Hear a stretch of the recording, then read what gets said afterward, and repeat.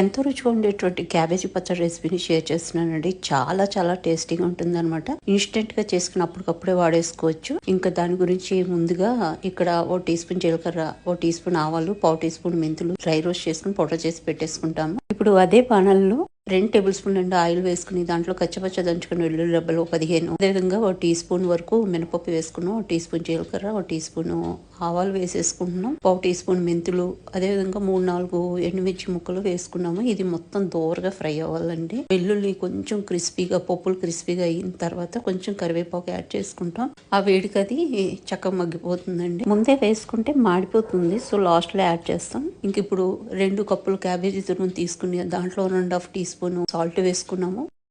అదేవిధంగా 2 టీ స్పూన్ల నిండా కారం వేసుకుంటున్నాం. ఇక్కడ కారం అనేది మీరు తినే కారం బట్టి అడ్జస్ట్ చేసుకోవచ్చండి. కొంచెం ఎక్కువ తక్కువ. కొంచెం పసుపు, డ్రై రోస్ట్ చేసుకుని పౌడర్ చేసుకున్నటువంటి మసాలా మిశ్రమం వేసేసుకుని చేతితో నలుపుకుంటూ మొత్తము అంతటికి పట్టేలాగా మంచిగా మిక్స్ చేసుకోవాలండి. స్పూన్ తో మిక్స్ చేస్తే కుదరదు అనమాట. ఈ విధంగా మనము నలుపుతున్నట్టుగా చేస్తూ మనం మిక్స్ చేసుకోవాలండి. ఈ మాత్రం క్వాంటిటీకి ఒక పెద్ద లెమన్ నుంచి తీసిన లెమన్ జ్యూస్ పడుతుంది అనమాట.